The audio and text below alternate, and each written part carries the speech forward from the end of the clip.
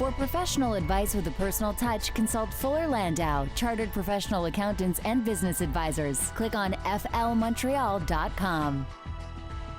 7:06 on today's Entrepreneur. Welcome to the program. It's about the entrepreneurial spirit that drives Quebec business. My name is Dan Delmar, along with Fuller Landau's Josh Miller. Good evening, Josh. Hello, Dan. And tonight on the program, we're going to talk to Mitchell Druckman of Fressers on Carey, a place that I've been going to for many years, since I was a kid, really. Lots of people have been going to them. It's going to be a great story. A lot of people know them and are, I'm sure, interested to hear. Yep, so we'll get to Mitchell in just a few minutes. But first, as usual, some of the entrepreneurial news in the headlines over the past week. And a lot of people have been talking about Montreal. So last week we had this study that came out that showed that Montreal is one of the worst places to start a business in the country. Add to that the downtown vacancy rate hitting well over 10% now, 10.8%, higher than during the recession of 2008 rather.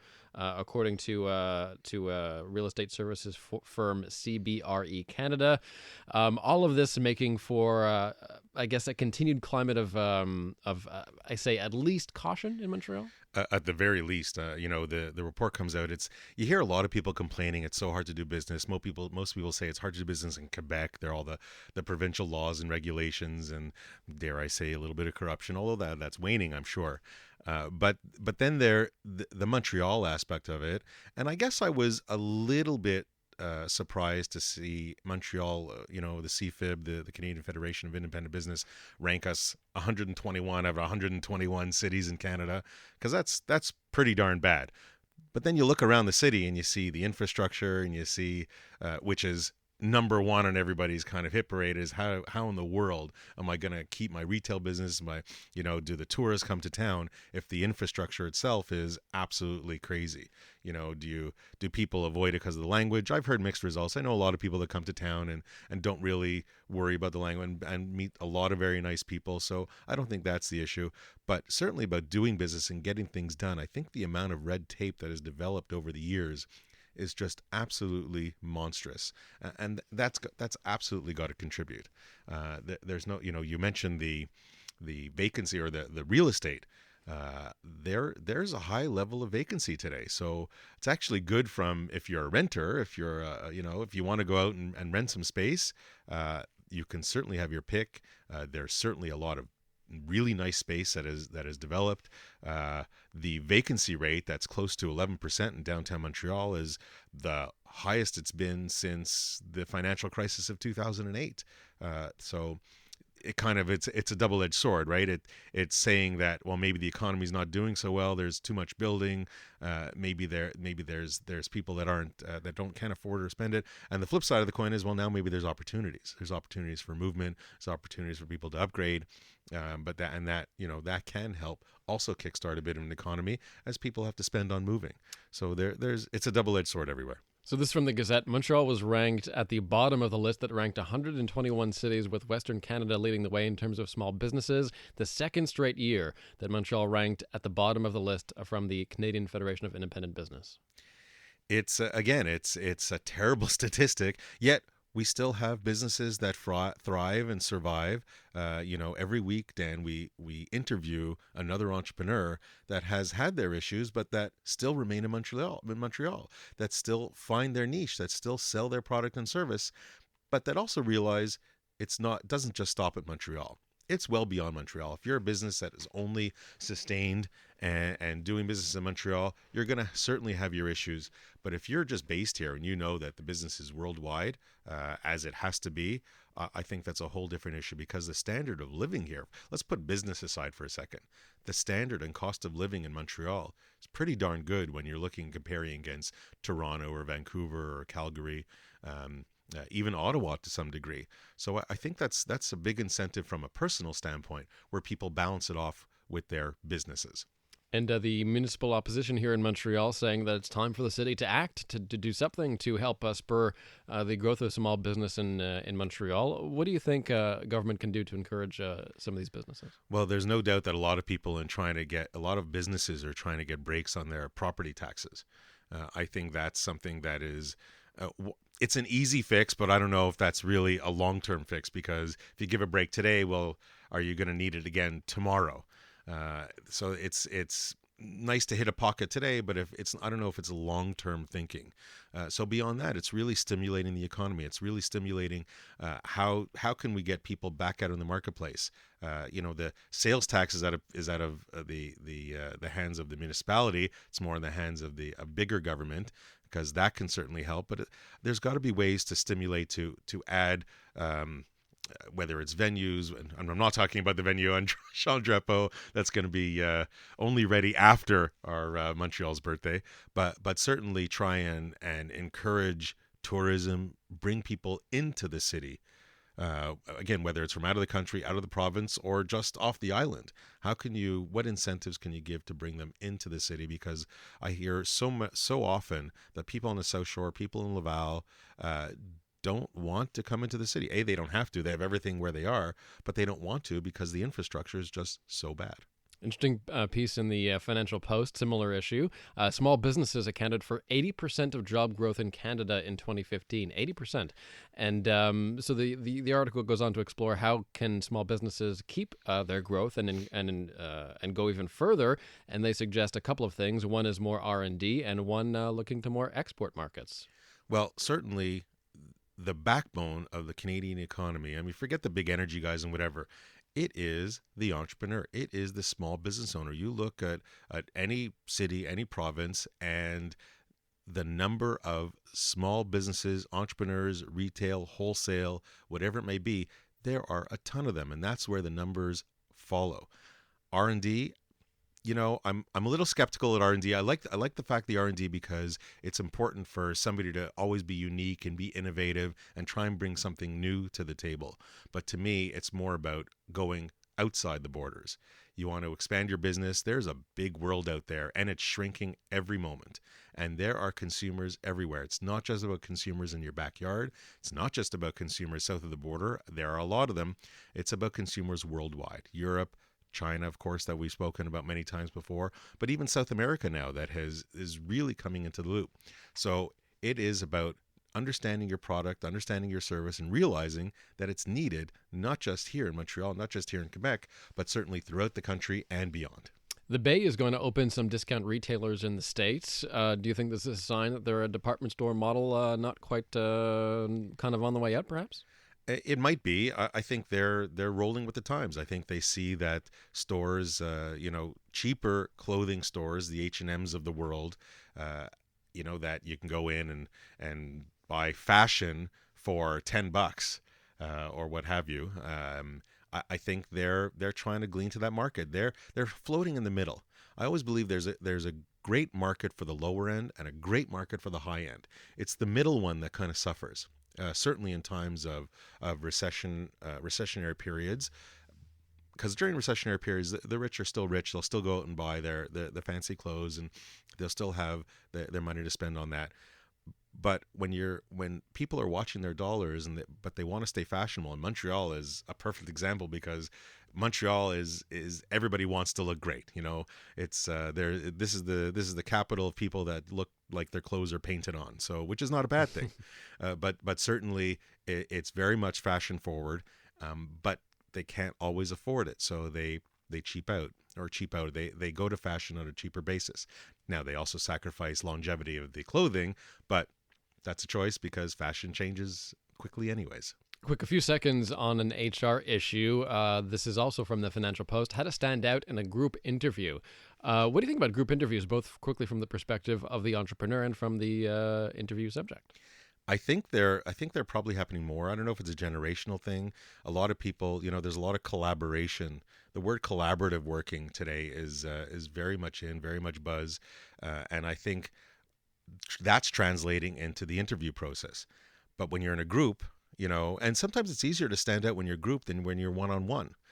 So I actually think it could be good for the real stars out there. I think they have a great opportunity to stand out and not be crazy, stupid stand out, but take initiative and make themselves heard and known in a group. I think that's something that's very doable and very good for the rising stars. This evening on Today's Entrepreneur, we'll chat with Mitchell Druckman of Fressers. For professional advice with a personal touch, consult Fuller Landau, Chartered Professional Accountants and Business Advisors. Click on flmontreal.com.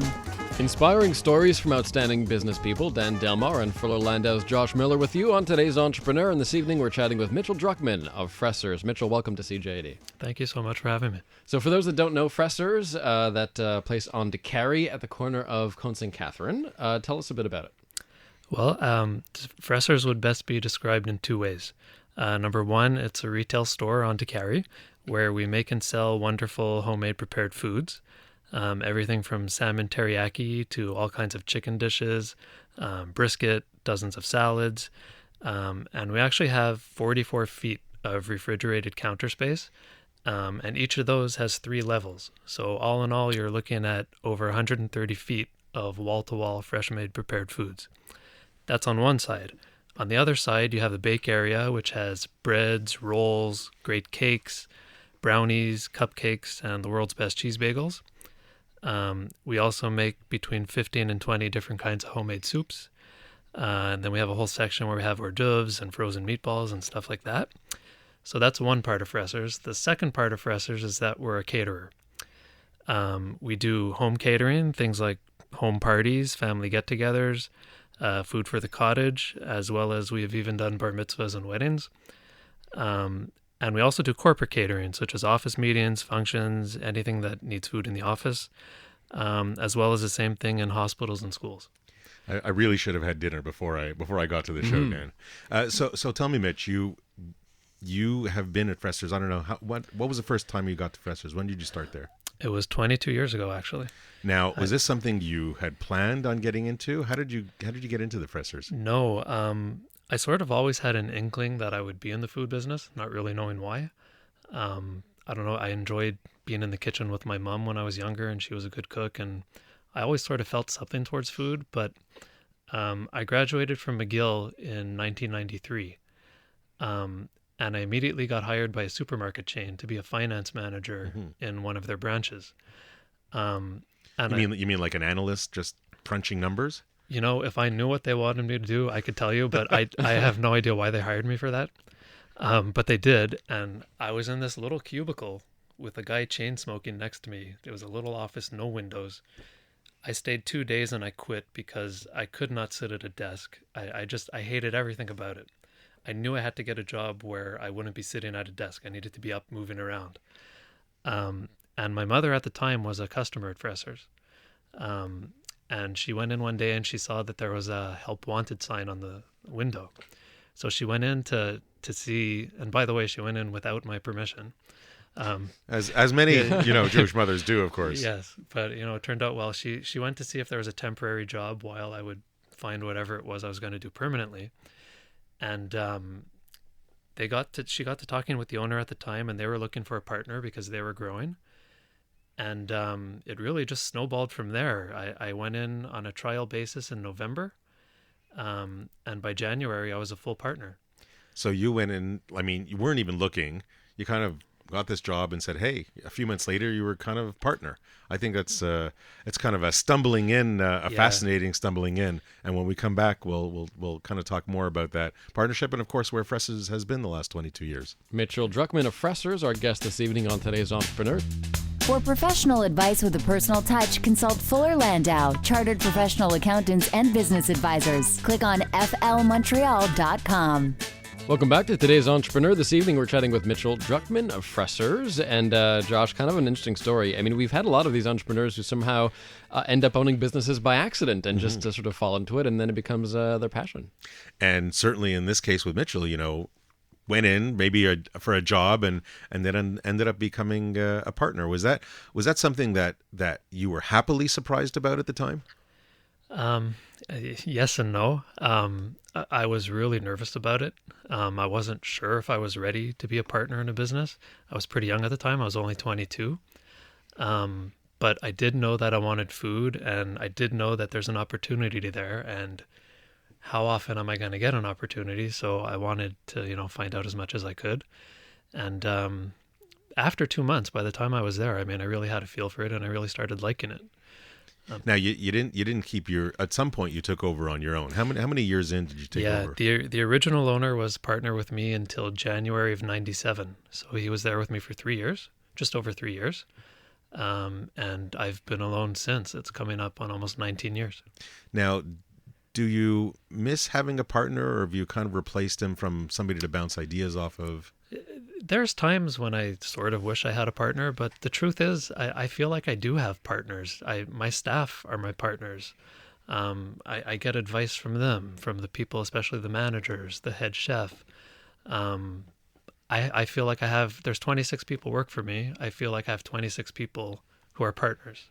They might not be officially an owner, but they're doing the hard work with me. Would you say it's a very collaborative environment? Like, you ask for their input, they offer it? It absolutely It's is. a very informal. I don't know how formal you are as a manager versus I not. am the most informal boss you will ever see.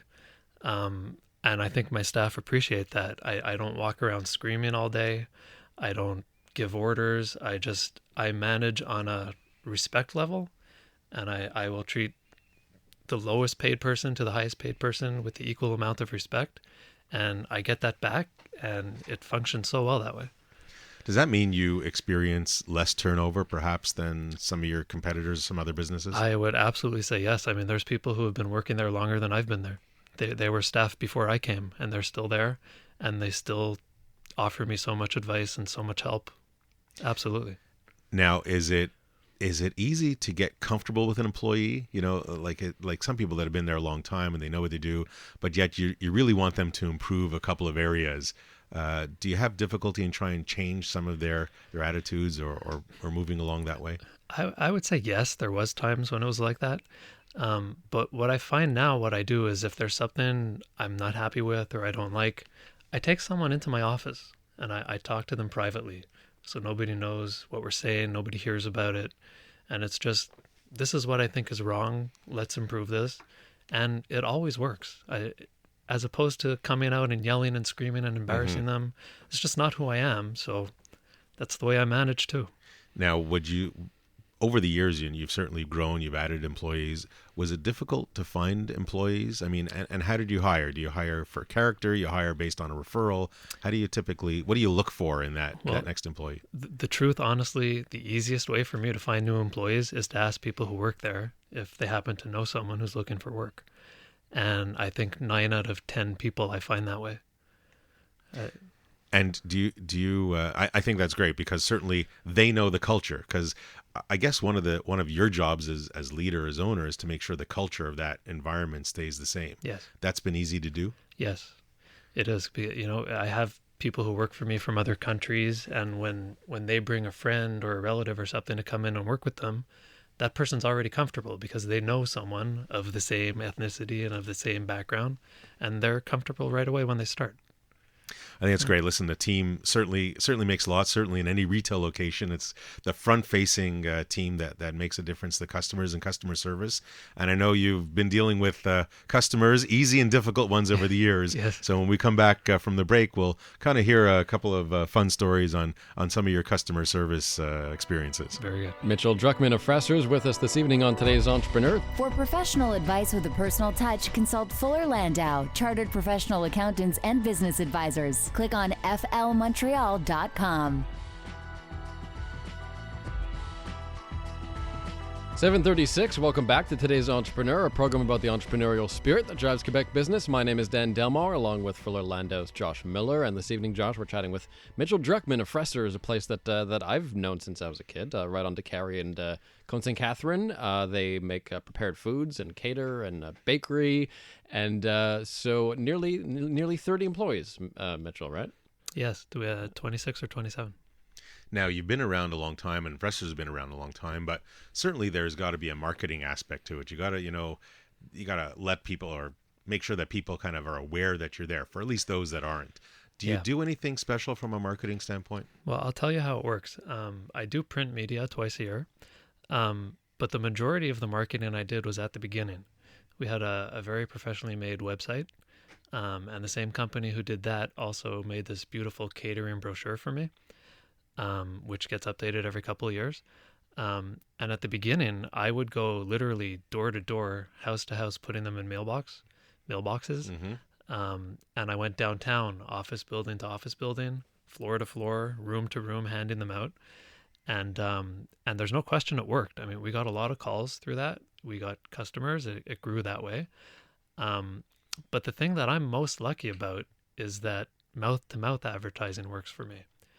I mean, I'm so blessed that so many people who come in then go out and tell their friends, and they tell their friends. And I think that the greatest thing about mouth-to-mouth advertising is that, first of all, it's free. But second of all, it's so easy because you're so much more likely to try something when someone you know has told you that they like it. A referral, a Absolutely. referral from a warm body Absolutely. or warm, Yeah, absolutely, definitely Yeah. works more. But pounding the pavement at the beginning, and probably if you did it today, it might even bring in some more. But certainly the word of mouth, as you say, and of Yeah. course, no pun intended because we're talking about food. But I'm sure that works. Now, I would also think that customer experiences, when people leave happy, not upset, that also helps kind of spread the word. Yeah, for But sure. over the 22 years that you've been there, I'm sure you've seen some easy customers and some really difficult customers. Are there, one or two customer experiences that you're willing to share? 99% of the people that come in are great. It's fantastic. That 1%. There's that 1%. And there always is in every business. But I'll give you a short story that sort of sums up customer service to me. It happened a couple of years ago. I remember it very well. It was a very cold winter day, and this homeless man comes in, and he's not wearing a jacket. He's cold. He's hungry, and he's asking if we can give him something to eat. And of course, we make these sandwiches every day that we put on sale. And so I told the girls behind the counter, please go give him a sandwich. And while they were doing that, without even asking him, I went over to get him a hot coffee because I just felt like, this guy needed coffee. So I go over to the machine and I'm pouring the coffee, and he's watching me. And I didn't even ask him if he wanted milk or sugar. I just put it in, stirred it up. I brought it over to the counter, and he's now a foot away from me on the other side of the counter. I put the hot coffee in front of him. He puts his hand on the mug, and the mug is warm. The steam is coming off at the top. And, I mean, you can't write this. The guy looks me in the eye, and he says, "Is it fresh?" And, if I'm getting that from him, you can imagine what I'm getting on a daily basis. From the paying customers. Yeah. So, But that's certainly, I mean, you must have experienced times where you really had to come through for a customer in a pinch, or you Yes. had to kind of fix something that didn't work so well. And Yeah. that's really what kind of gives you your reputation. Yeah, I have a story, again, a few years ago. This woman called up at 9 in the morning. Excuse me, 9 o'clock in the morning. And she needed food for 50 or 60 people because she was having a brunch that morning and she forgot to order. And when she called and she told me that, I just, good luck, I can't help you. But she was desperate and she was pleading, and she's like, you've got to help me out. She was trying to impress her mother-in-law, or I don't even know what it was. And to make the story short, we did it. We had people come from who don't normally do certain jobs. They went into those jobs. People moved around, and we just did everything we could to make it happen. And we did make it happen. And she got her food on time. And she was so grateful that for weeks after, she would keep calling and saying, "Thank you so much."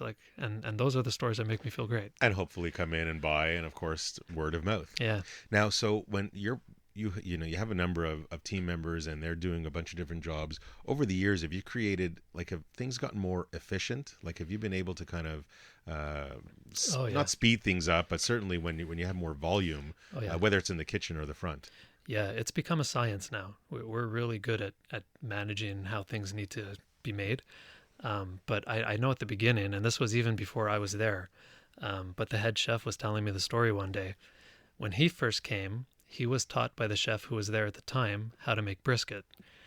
And what he was told was, put it in the oven and check it every 20 minutes till it's done. I just keep checking it. And that's ridiculous.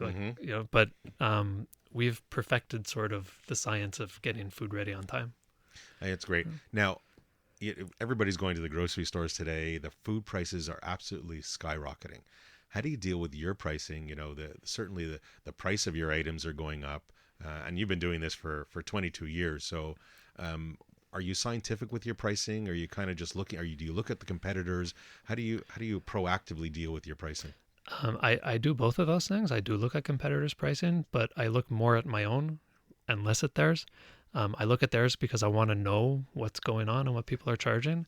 But at the same time, I don't want to risk changing what's already worked for so long. So I'm not going to buy a cheaper ingredient in order to make something cheaper. In the end, it's not going to taste the same. So what we do is we really price from the ground up. Take ingredients, take the cost of labor, put it all together. How much does this item cost? And just try and keep it as low as possible, even with everything going up.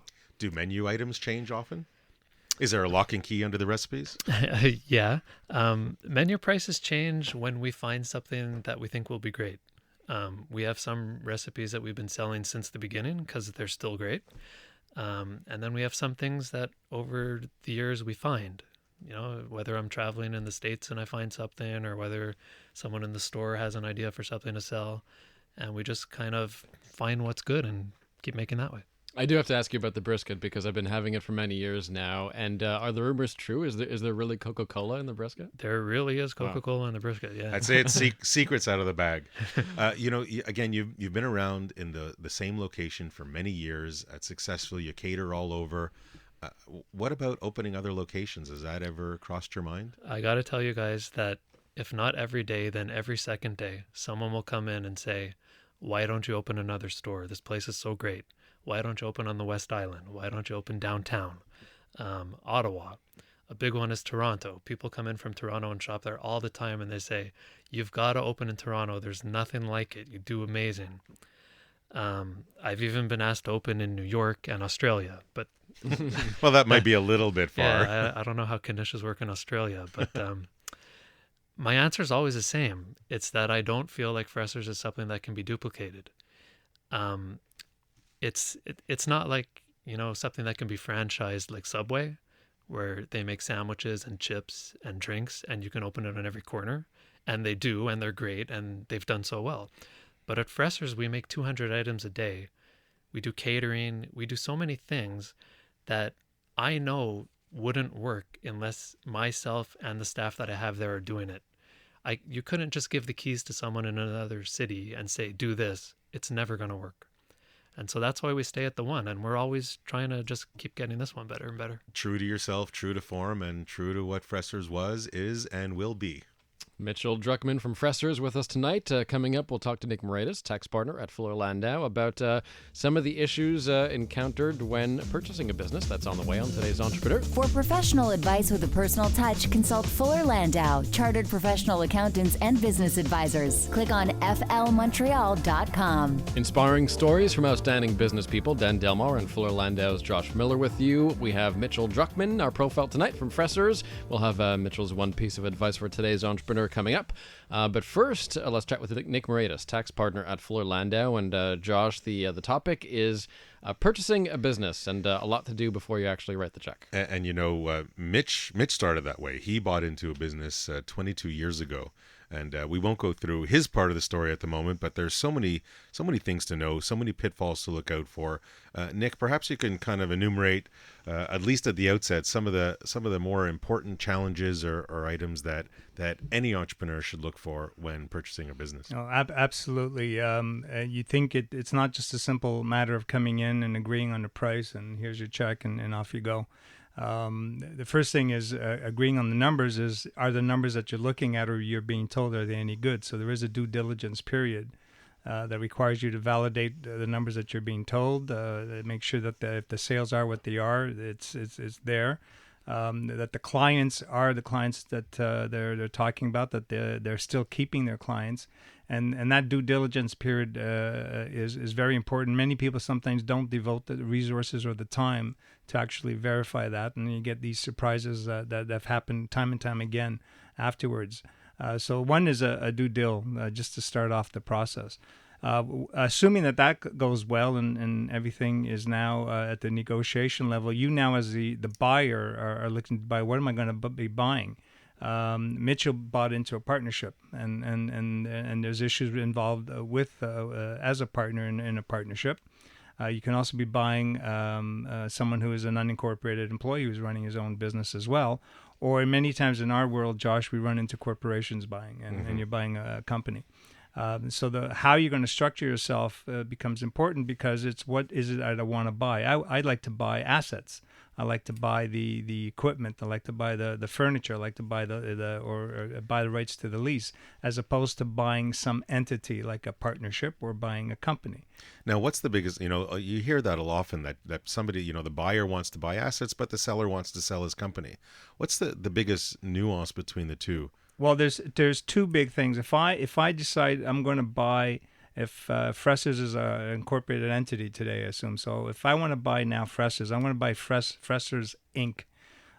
Two things really stand to mind. Everything that has ever happened to Fressers Inc. in the past now becomes my responsibility. Good, bad, or ugly, whatever skeletons are in the And closet. your That's liability right. too, I guess. And that's it's a liability issue. That's one big item. The other thing is a question of taxes. There's probably an enormous amount of goodwill with Fressers, and if I buy a company, I can't write off that cost. It becomes my landed cost, and that'll stay there. If I buy the assets that make up Fressers, which is again the goodwill, the name, its webpage, the furniture and fixtures, that is a cost that I'm allowed to write off over time, and that means something to me. So if I'm paying $100 today or make it a little bit more than $100. If I'm paying $1 million to buy Fressers Inc., I might be willing to pay $1.2 million to buy the assets, avoid the liability, and get a write-off. So there's really a lot of things to consider, and I think when we come back after the break, we'll chat a little bit more about kind of the tax components, and of course, assets is you want to pay for the recipes, but you really have to pay that much for them. We're talking with Nick Moraitis, tax partner at Fuller Landau, about purchasing a business, and Mitchell Druckman of Fressers will have his one piece of advice for today's entrepreneur on there. For professional advice with a personal touch, consult Fuller Landau, chartered professional accountants and business advisors. Click on flmontreal.com. Mitchell Druckman of Fressers, his one piece of advice for today's entrepreneur is on the way. But first, Josh chatting with Nick Moraitis of Fuller Landau about the pitfalls sometimes of purchasing a business. And, there are many instances, we've seen this very often, and certainly post 2008 when profits weren't necessarily as good, the seller always thinks his business is worth far more than the purchaser thinks it's actually worth, that he's actually willing to shell out. And then that drives this concept of an earnout. Nick, perhaps you can talk a little bit, explain earnout and the impact that it has. Absolutely, and it is usually a question of trying to mitigate your risk. You as a buyer, who's going on the past and what the past has delivered, the seller who's promoting what the future is going to bring in, and how do you marry the two and come up to a value? And usually we use an earnout, and an earnout is basically going to be right now I'm assuming you're going to make $1 a profit a year, and I'm going to be willing to pay $5 or $6 for that profit. But on the chance that you are going to make $1, $20, $30, and $40 going over the next several years, I'm willing to increase my price to recognize this additional profit that you're going to make over usually a 3 to 5 year period.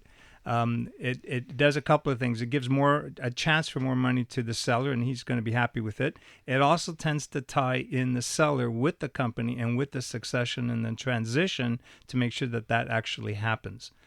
For the buyer, it's is giving him a downside protection that if this thing does go well, yes, I'm going to pay more, but if I get Mitchell to stay and work at Fressers after I bought it, and it does succeed, it's a win-win for everybody.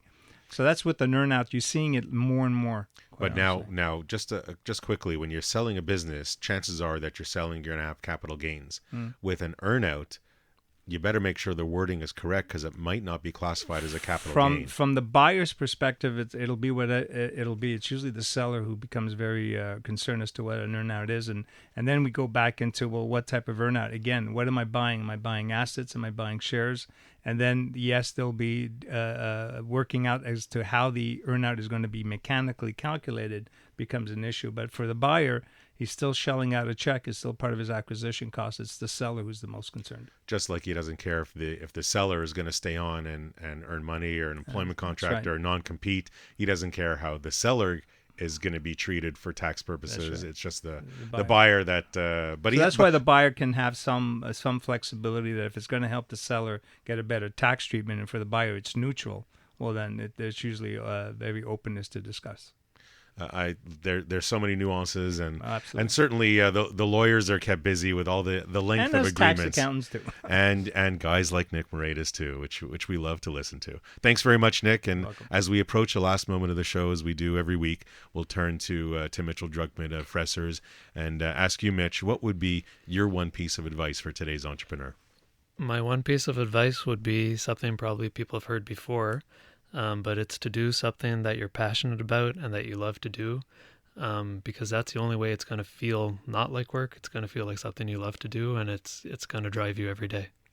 And I think, we heard that when you told the beginning of the story that, you went into this, you fell into this food business, but you really loved it. You knew it was what you wanted to do after 20 minutes. Yeah. I'll say, Dan, that my little takeaway is how Mitch works with his team, and the fact that it's very collaborative. It is not a dictatorship by any such, and that everybody has to pull together when they have to pull together, and that management style is something certainly in a retail location where you're dealing with potentially difficult customers on a daily basis is a great management skill to have. So kudos to that. That's my takeaway for the week, Dan. Thanks very much, Mitch. Thank you. Thanks, Mitch. And as a customer, Lupe's smile really goes a long way. So make sure that she's aware because, your staff are great. Mitchell Druckman of Fressers, thanks for stopping by. And Josh, we're back next Monday night here at 7 p.m. For today's Entrepreneur.